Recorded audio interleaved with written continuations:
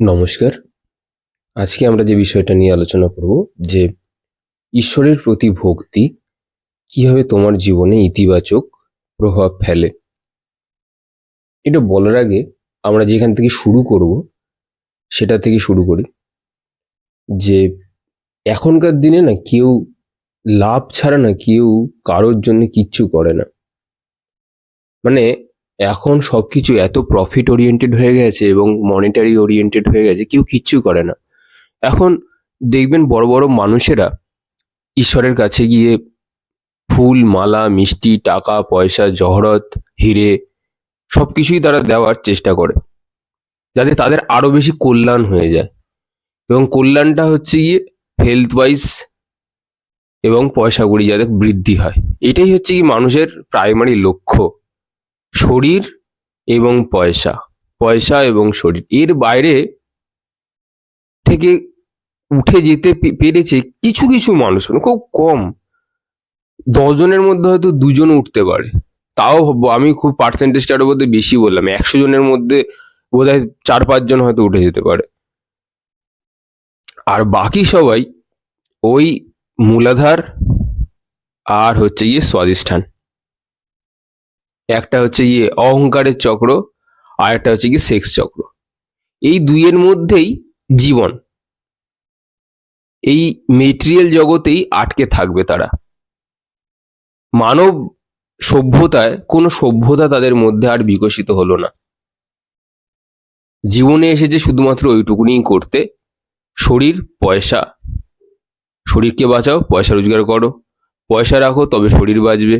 শুধু এইটুকুর মধ্যে জীবনটা আটকে থেকে গেল। এর বাইরে দৃষ্টিভঙ্গিতে খুব কম মানুষের খুব দূরদৃষ্টি হয়, খুব কম সংখ্যক। মানে জানি না আপনারা এর মধ্যে রয়েছেন কিনা। তো প্রথমে কথা বলি যে ভক্তি কথা যেটা আমি বলি, এটা কিন্তু খুব সহজ জিনিস না, একদম সহজ জিনিস না। শুনে খুব ভালো লাগছে, কিন্তু ভক্তি জিনিসটা একদমই সহজ ব্যাপার নয়, খুবই কঠিন একটা ব্যাপার, যেটার জন্য নিজের ইমোশনকে শুধুমাত্র একটা জিনিসের প্রতি ইনভেস্ট করতে হয়, বাকি সবকিছু তার কাছে মূল্যহীন হয়ে যায়। সেটাই ভক্তি। যে নিজের জীবনকে উৎসর্গ করতেও দুবার কিন্তু পিছপা হয় না, সেটাই ভক্তি। সে চোখ বন্ধ করে তার ঈশ্বরের জন্যে এক লাভ দিতে পারে ওপর থেকে, এটাই হলো ভক্তি। সে দুবার ভাববে না তার জীবনের কথা, তার শরীরের কথা, তার কি রয়েছে সেটির কথাও ভাববে না। এবার ভক্তি কিভাবে তোমার জীবনে ইতিবাচক প্রভাব ফেলে সেইগুলো চলো জানি। ভক্তি না তোমাকে শক্তি দেবে গো, ভক্তি থেকে শক্তি আসে। এই যে তোমরা বলো না যে তুমি তোমার ঠাকুরকে নিয়ে অহংকার করছো, ওটা ঠাকুরকে নিয়ে আসলে অহংকার করছে না, ওই ভক্তি থেকে যে শক্তি এসছে ভক্তিটা নিয়ে অহংকার করছে যে আমার ঠাকুর আমার জন্য এত কিছু করেছে। ওটা আসলে অহংকার নয়, ওটা হচ্ছে একটা পিওর ইমোশন। একটা বাচ্চাকে দেখেছো কোনোদিনও? বাচ্চাকে যখন কেউ খুশি হয়ে একটা চিপস কিনে দেয় বা একটা ক্যাডবেরি কিনে দেয়, তখন বাচ্চাটা গিয়ে সবার কাছে বলতে থাকে, দেখো ওই দাদাটা বা ওই দিদিটা দেখো আমাকে এটা কিনে দিয়েছে, সবাইকে বলতে থাকে, খুশিতে বলতে থাকে, খুশিতে। কি বলবে সেটা অহংকার? না, অহংকার নয় গো, ওটা একটা পিওর ইমোশন। ইমোশনেরও খুব রিফাইন্ড ফর্ম, ইমোশনেরই খুব একটা রিফাইন্ড ফর্ম। এই সমস্ত বোঝা এত সূক্ষ্ম জিনিস, এগুলো শুধুমাত্র অনুভব করা যায়, কনস্ট্যান্ট অবজার্ভ করতে হয়। আমাদের চারপাশে কি হচ্ছে এগুলোকে কনস্ট্যান্ট এদের দিকে তাকিয়ে থেকে থেকে বুঝতে হয় তফাৎ কি। এই গেল এক, এটা শক্তি দেয়, ভক্তি শক্তি দেয়। দ্বিতীয়ত, মানুষ তোমাকে হ্যাটা করবে, মানুষ তোমার তোমার যে প্রিয়জন তারা তোমার উপর অত্যাচার চালাবে, তোমার উপর খারাপ কিছু বলবে, নিন্দে মন্দ করবে, তোমার পিঠ পিছে কথা বলবে। যাকে তুমি ডাকছো সে কিন্তু একবারও এসব করবে না। সে একবারও এসব কিছু করবে না। সে ভাবে যে আমার বাচ্চাটা এই জীবনে এত কষ্ট পাচ্ছে, তার জন্য তার প্রারব্ধ কর্ম বাদ দিয়ে খুব কঠিন পরিস্থিতিতে গিয়ে তাকে আমার সাহায্য করতে হয় কত কষ্ট করে, তাও আমি যাব, ওকে ওকে সাহায্য করব যতটুকু সম্ভব। আপনি জবন হরিদাস পড়বেন, যত যত বড় বড় আমাদের স্পিরিচুয়াল লিডার্সরা এসেছে এবং চলে গেছে, তারা কিন্তু তাদের জীবন কিন্তু মোটেও সুখময় ছিল না। যে বা যারা ঈশ্বরকে ডেকেছেন তাদের জীবন কি খুব সুখময় ছিল? ইতিহাসের পাতা সেটা প্রমাণ করে দেবে যে যারা ঈশ্বর ভক্তি করেছে তাদের পেছনে সবাই কাঠি করে গেছে। এই সমাজের লোক তারা তাদেরকে কাঠি করেই গেছে, তাদেরকে ব্ল্যাকমেল করেছে, তাদের সততার সুযোগ নিয়েছে, অন্যায় অ্যাডভান্টেজ নিয়েছে, আনডিউ অ্যাডভান্টেজ নিয়েছে। প্রমাণ আছে, আপনারা ইতিহাস খুলুন, মীরাবাইকেই দেখুন কি হয়েছে, কি কি ঘটেছে তার সাথে। এগুলো যদি খুলে দেখেন তাহলে দেখতে পাবেন যে এমন সবকিছুই ঘটে গেছে। যারা বড় বড় যারা ভক্ত, যারা যারা ঠাকুরকে ভালোবেসেছে, তাদের পথ মোটেও সুগম ছিল না। তাদের পায়ের পাতায় শুধুমাত্র কাটাই ছিল, ফুল দিয়ে সাজানো ছিল না। তারপরেও তারা কিন্তু সেই রাস্তাটিকে অতিক্রম করেছে শুধুমাত্র ভক্তির জোরে। তাহলে ভক্তি তোমার চলার পথকে আরো সুগম করে দেয়। তোমার জীবনে যদি খুব কষ্ট থাকে, প্রচুর যদি কষ্ট থাকে, সেগুলোকে অতিক্রম করতে সাহায্য করবে তোমার ভক্তি। কারণ ভক্তির ইমোশন হচ্ছে একমুখী। ভক্তি যে ঠাকুরকে যদি আমি যদি দেখতেই থাকি, তো আমার পায়ের তলায় পাথর পড়লো, না কাটা পড়লো, না কি আসলো, না ফুল পড়লো, কিছুই সেগুলোর আর তফাৎ বোঝা যায় না। সেটা একমুখী হয়ে শুধু ঈশ্বরের দিকেই চলতে থাকে, এরই নাম ভক্তি। তৃতীয়ত, যারা ভক্তি করে ঈশ্বরকে, তাদের জীবনে না আর কোনো ভয় থাকে না হারানোর। তার জীবনে দরজা খোলাই থাকে, যে আসে আসে, যার মনে হয় চলে যাওয়ার চলে যায়, কাউকেই আর সে আটকায় না। কারণ সে জানে যে আমার ভিতরে শুধুমাত্র ঈশ্বরটিই বিদ্যমান এবং ইউনিভার্সাল ট্রুথ, বাকি সবই অস্থায়ী। আজ তুমি আছো, কাল তুমি নেই, কিন্তু আমি যতদিন রয়েছি, আমার শরীরটি যতদিন টিকে রয়েছে, স্থূল শরীরটি, তার মধ্যে আমার ঈশ্বর বিদ্যমান। এবং আমি চলে যাওয়ার পরেও, এই খোলসটি ত্যাগ করবার পরেও, আমার আত্মাকে এই ঈশ্বরই পথ দেখাবে। এইরূপ ভাব তৈরি হয়, কোনো ভয় থাকে না আর। পরের, ঈশ্বর যারা খুব ভক্তি করে তাদেরকে না প্রকৃতি সাপোর্ট দেয়, প্রকৃতি ওদেরকে সুরক্ষা দেয়। কিরকম সুরক্ষা দেয় আমি বলছি। ধরে নাও তোমার জীবনে খুব অশান্তি, তোমার জীবনে একটাও টাকা পয়সা নেই, একটাও টাকা পয়সা নেই। কিভাবে যে মোটামুটি ডাল ভাত কাপড়, মোটা কাপড়ের ব্যবস্থা হয়ে যাবে, শুধুমাত্র সামান্য পয়সাটুকুই হয়তো জোগাড় হবে, ভাবতেও পারবে না। এটা লেখা আছে বিভিন্ন জায়গাতে। যারা ঈশ্বর সাধন ভজন করে তাদের মোটা ডাল ভাত কাপড়ের কিন্তু অভাব হয় না। এটা একদম শিওর, তোমার প্রারব্ধে যাই থাকুক না কেন, মোটা ডাল ভাত কাপড় না কোনো ভাবে তোমার যুগে যাবেই গো। এটা একদম ধন্বন্তরী ব্যাপার। এবার নেক্সট যদি আমি বলি, ঈশ্বর সাথে তোমার যদি ভক্তি থাকে, তোমার মন কিন্তু সবসময় ভালো থাকবে। কারণ তুমি তো তার প্রতি সবসময় প্রফুল্ল রয়েছে, তুমি তার সাথে কথাবার্তা বলছো, তোমার কষ্টের কথা তাকে বলছো। এগুলো হলে তোমার মন প্রফুল্লতায় ভরে দেয়, ভরে থাকে সারাটা দিন। দুনিয়া আজ আছে কালকে নেই, কিন্তু ঈশ্বর কিন্তু সবসময় তোমার মধ্যে থাকবে। এর অনেকে বলে, যারা নিরাকার, যারা যারা নিরাকারকে পছন্দ করে, তাদেরকেও আমি বলি যে তোমরাও এটা পারো।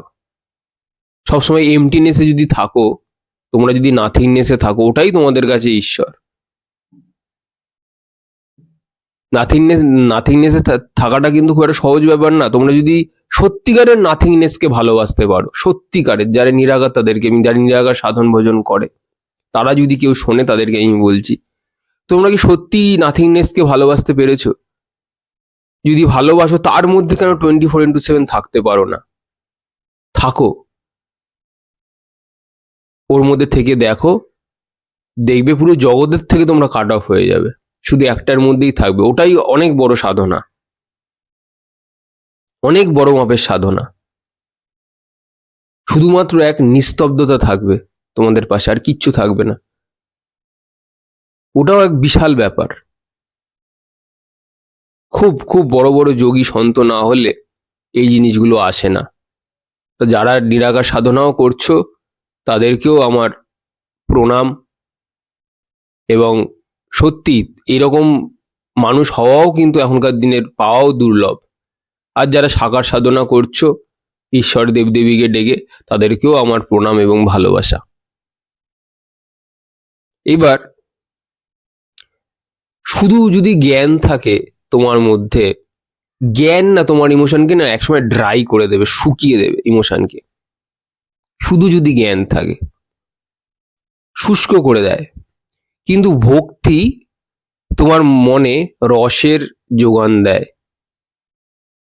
যে ব্যক্তি খুব জ্ঞানী হয় কিন্তু ভক্তি যদি না থাকে, তাহলে তার মধ্যে অহংকার আসতে পারে, এবং শুধু তাই নয়, তার ইমোশন গুলো স্ট্যাটিক হয়ে যায়, স্ট্যাগনেন্ট হয়ে যায়। কিন্তু জ্ঞানের সাথে যদি ভক্তিকে মেশাতে পারে কেউ, তাহলে তোমার মন জ্ঞানী তো হবেই, তার সাথে সাথে সবসময় প্রসন্ন, প্রফুল্ল এবং রসে ডগমগ করবে। এইসব জিনিসগুলো তো থাকবেই। তারপরে এই যে ভক্তির কথা বলি, যে যে ভক্তি থেকে কিন্তু জ্ঞানের উদ্ভব হয়। জ্ঞান, ভক্তি, বৈরাগ্য, এগুলো কিন্তু আলাদা কোনো বিষয় নয়, এগুলো সব একই সুতোতে বাঁধা।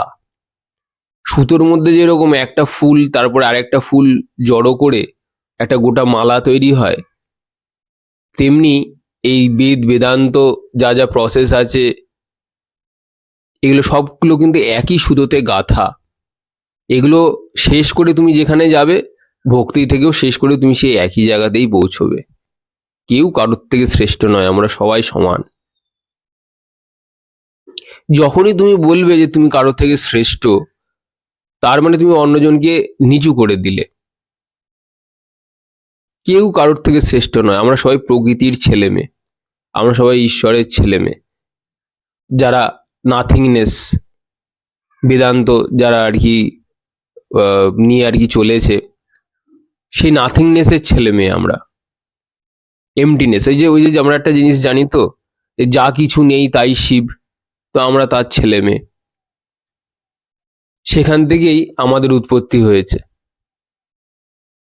তো আমরা যদি যেখান থেকে উৎপত্তি আমাদের হয়েছে, আমাদের যেখান থেকে সৃষ্টি হয়েছে, আমরা যদি সেগুলো তাদেরকেই ভুলে যাই পৃথিবীতে এসে, তাহলে এর থেকে বড় বেঈমান আর বোধহয় কেউ হবে না।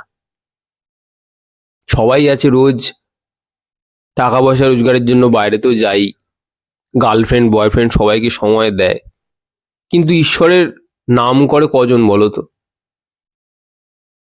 ঈশ্বরের নাম করার লোক খুব কম এখনকার দিনে। সবাই এখন ফোন তো এখন একটা এসেনশিয়াল নিড হয়ে গেছে। সত্যি দরকার। তুমি যেখানে চাকরি করো সেখানে ব্যাংকিং ট্রান্সফার, সিনিয়রসদের সাথে হোয়াটসঅ্যাপে কথাবার্তা বলা, এগুলো তো হবেই। এগুলো তো না হলে তুমি তো আর জীবন ধারণ করতে পারবে না। কিন্তু সবকিছু কাজের মধ্যেও যদি তুমি 10 মিনিট নামও করতে হবে না, তুমি যদি তার চোখের সামনে এসে বসে ত্রাটক করো, বা ধরো তার সামনে যে সে চার দু চোখের দিকে যদি তাকিয়ে থাকো, সেটাও অনেক বড় ব্যাপার। তো ঈশ্বরের সাথে যে ভক্তি, এটা একটা না পিওর সম্পর্ক। তোমার মধ্যে শুদ্ধতা আনে। মানে অনেকে আনে, এই ভক্তি কিন্তু মনে শুদ্ধতা আনে কিভাবে? এই যে কোনো যারা পুরুষ তাদের কথা বলি, কোনো মহিলা দেখলেই বাজেভাবে না তাকানো, এগুলো অটোমেটিক চলে আসে যারা ভক্তি করে। কারণ ওরা না ইমোশনটাকে বাদ দিয়ে আর কিছু বোঝে না। মানে ওরা শুধুমাত্র ভালোবাসাটাই বোঝে, এর থেকে বাইরে আর কিছু ওরা জানে না। ওই শরীর বুদ্ধি এগুলো না ওদের মধ্যে ঠিকঠাক আসে না, যারা পিওর ভক্তি শ্রদ্ধা, যাদের নিষ্ঠা রয়েছে। তো ভক্তি থেকে জ্ঞান আসে, ভক্তি তোমার মধ্যে শুদ্ধতা আনে, ভক্তি তোমার মনকে স্থির করে। মনকে কি করে স্থির করে? ওই যে একমুখী হয়ে তুমি বসে আছো, একমুখী হয়ে বসে আছো একজনের প্রতি, বাকি সব ডিস্ট্রাকশন তোমার কাছে ফেল। আবার যারা নিরাকার সাধনা করে তারা মেডিটেটিভ স্টেটে থাকে, সবকিছুই কাজ করছে কিন্তু প্রায় থট আসে, খুব সামান্য থটস না আসলে সে তো আর কাজকর্ম করতে পারবে না। তার মধ্যেও বাজে থটস আর আসছে না, ফ্রিকোয়েন্সি থটসের ফ্রিকোয়েন্সি অনেক কম থাকে, লোয়ার ফ্রিকোয়েন্সি থাকে, মেডিটেটিভ স্টেটে থাকে। ফলে এই প্রকৃতির কড়া আচরও তাদের মনে দাগ কাটে না সেভাবে। তো বিভিন্ন রকম ভাবেই এটা হয়। কথা হচ্ছে ভক্তি তুমি যাই করো না কেন, যে প্রসেসেই থাকো না কেন, যাই করো, দীক্ষিত হয়েও করো বা নিজে থেকে কোনো কিছু শুরু করলে, তার মধ্যে কি তোমার ভক্তি নিষ্ঠা সবকিছু আছে? এটা একবার প্রশ্ন করবে। কারণ যাকে আমি ভক্তি করি তার কি আমি রোজ কি তার সামনে গিয়ে একটু বসি, তার সঙ্গে গিয়ে একটু গল্প টল্প করি 10টা মিনিট অ্যাটলিস্ট? যাই থাকুক না, তোমার যদি কোনো কিছু কমপ্লেন করবারও থাকে তাকে করো। যদি মনে হয় তোমার কোনো মনের কোনো বিকার আছে, কোনো সমস্যা আছে, তাও সেটাকে তুমি জানাও, সে নিশ্চয়ই তোমাকে সেটার হাত থেকে রক্ষা করবে, তোমাকে জ্ঞান বৃদ্ধি দেবে, জ্ঞান দেবে তোমাকে। এবার কিছু কিছু জিনিস হয়, যারা খুব ভক্তি করে যে ঠাকুরকে, দিনের পর দিন কিন্তু তার এনার্জিগুলো তোমার মধ্যে কিন্তু প্রবেশ করতে থাকবে। তুমি যদি কালীকে ডাকো, তোমার মনের অন্ধকার কিন্তু নষ্ট হয়ে যাবে আস্তে আস্তে আস্তে আস্তে আস্তে। তুমি যদি কৃষ্ণকে ডাকো, তোমার মনে প্রেম জাগবে, তোমার মনে প্রেম জাগবে। তুমি যদি শিবকে ডাকো, আস্তে আস্তে দেখবে তুমিও নিরাকারের মতন হয়ে যাচ্ছ। তো এগুলো হচ্ছে লক্ষণ, এগুলো হচ্ছে লক্ষণ। তুমি রাধা রাধা করবে, তোমার মধ্যে শুধুমাত্রই মানে মানুষকে সার্ভিস দেওয়া, মানুষের সেবা করা একটা ভাব তোমার মধ্যে জাগবে। মানে তুমি যে নাম বা যে ঈশ্বরকে তুমি ডাকবে, সেই রকমই গুণগুলো তোমার মধ্যে কিন্তু ধীরে ধীরে ধীরে ধীরে কিন্তু তোমার উপর কিন্তু আরোপ হবে। এইভাবে তোমার জীবনটা শেপ নেবে। এই জন্য লোকে নাম জপ করে বা কোনো মন্ত্র জপ করে। কেন? কারণ যাকে ডাকছে আস্তে আস্তে তার গুণগুলো তোমার মধ্যে আরোপ হয়ে হয়ে হয়ে হয়ে তোমার জীবনটা অন্য ধারায় কিন্তু বইতে থাকবে। তুমি যে ঠাকুরকেই ডাকো না কেন, যে ঠাকুরকেই ডাকো, তুমি যদি রামকৃষ্ণকে ডাকো, তোমার মধ্যে প্রচুর ডিভোশন থাকবে, সে যেরকম মা করতো, তোমার মধ্যে সেরকম জিনিস, তোমার মধ্যে সেরকম জ্ঞানও থাকবে, ভক্তি বৈরাগ্য তৈরি হবে। তুমি যাকেই ডাকবে না কেন, সে তোমার মধ্যে সেরকমই শক্তির সঞ্চার হবে। তা তোমার জীবনটা কিছুটা তো পাল্টাবে। ধরো তোমার মধ্যে, তোমার উপর অনেক খারাপ গ্রহের দোষ আছে, তো তুমি যদি ভক্তি করো কোনো ঈশ্বরকে, তোমার মধ্যে তার এনার্জি যখন চলে আসবে, তার এনার্জি যখন সঞ্চার হবে তোমার শরীরে, মনে, মস্তিষ্কে এবং সূক্ষ্ম শরীরে, তখন তোমার জীবনটা পরিবর্তন হতে থাকবে। এতে ভালো হবে, জীবনটা কিছুটা শুধরে যাবে। আর ভক্তি কিন্তু বৈরাগ্য দেয়, প্রবল ভক্তি কিন্তু বৈরাগ্য দেয়। কারণ এই সংসারের প্রতি অ্যাটাচমেন্ট কিন্তু থাকে না। বলা ভালো, এই যে মেটেরিয়াল যে যে জাগতিক এই মান্ডেন ওয়ার্ল্ড, এর প্রতি থেকে কিন্তু সে কিন্তু ডিস্ট্র্যাক্ট হয়ে যায়। ভক্তি কিন্তু বৈরাগ্য দেয়। সমস্ত ভক্তি, তুমি যে কোনো ভক্তির চরমে যাবে, বৈরাগ্য দিয়ে দেবে। ডিট্যাচমেন্ট হবেই হবে যে কোনো ভক্তিতে, অটোমেটিক চলে আসবে। এবং এটা ভালো, তো এটা ভালো জিনিস। জগতের আচর তোমার গায়ে লাগবে না, তোমার মনে লাগবে না, তুমি সুরক্ষিত থাকবে। ঈশ্বর চায় তার বাচ্চা যেন সুরক্ষিত থাকে, যে তাকে রোজ ডাকে। ঈশ্বর চায় যে তার বাচ্চা যেন ভালো থাকে, এবং তোমার অবশ্যই তোমার আত্মার কিন্তু উন্নতি হবে। এবং যে ঠাকুরকে বা যে ঈশ্বরকে তুমি সারা জীবন ডাকলে, শেষ পর্যন্ত কিন্তু তোমার আত্মাকে পথ দেখিয়ে কিন্তু অন্য জায়গাতে নিয়ে যাবে। এই ঈশ্বরই করবে, যার তুমি নাম জপ করলে বা মন্ত্র জপ করলে। সেই মন্ত্র এবং নাম তোমার আত্মার ফ্রিকোয়েন্সিকে বাড়াবে, আর যাতে ভালো জায়গাতে গিয়ে তুমি পড়ো, একটা ভালো জায়গাতে গিয়ে যেখানে তোমার এডুকেশন রয়েছে, শিক্ষা অবভিয়াসলি রয়েছে, এবং যেখানে কালচার ভালো। ঠিক আছে, কারণ অনেকেই তো আমরা জন্মগ্রহণ করি এমন একটা জায়গাতে যেখানে ঠিক মতন ফেসিলিটিস নেই, বা ধরো টক্সিক ব্যাপার স্যাপারগুলো থাকে, টক্সিক রিলেশনশিপ থাকে বাবা মার সাথে বা হাজবেন্ডের সাথে। তো এই ফ্রিকোয়েন্সিগুলোকে নষ্ট করে দেবে। যত নেগেটিভ ফ্রিকোয়েন্সি আছে তোমার মধ্যে, এগুলো সব নষ্ট করতে থাকবে ভক্তি করে দিয়ে। তোমার দেহ ছাড়ার পরেও সেই আত্মাকে পথ দেখিয়ে নিয়ে যাবে সেই নাম। কারণ দেখো, ফ্রিকোয়েন্সি কিন্তু তুমি কোনোদিনও শেষ হয়ে যায় না, কোনো কিছুই পৃথিবীতে শেষ হয়ে যায় না, ফ্রিকোয়েন্সিও শেষ হয়ে যায় না। এই ফ্রিকোয়েন্সিগুলো বিদ্যমান থাকে। কারণ তুমি যদি নাম জপ করতে করতে যদি শরীর ত্যাগ করো, বা ঈশ্বরকে ডাকতে ডাকতে যদি তুমি আর ভক্তি ভরে যদি তুমি ত্যাগ করো শরীর, তাহলে কিন্তু তোমার জন্ম খুব ভালো জায়গাতে হবে এবং তোমার উন্নতি হবে। শুধু তুমি কেন, আমি, প্রত্যেকটা মানুষেরই উন্নতি হবে যদি ভক্তি দিয়ে কাউকে ডাকা হয়। সে অবভিয়াসলি আমাদের সাহায্য করবে। তো আজকে আপাতত এই মতোই থাক, আবার অন্য দিন আসবো অন্য কিছু বলতে। চলো, টাটা আজকে।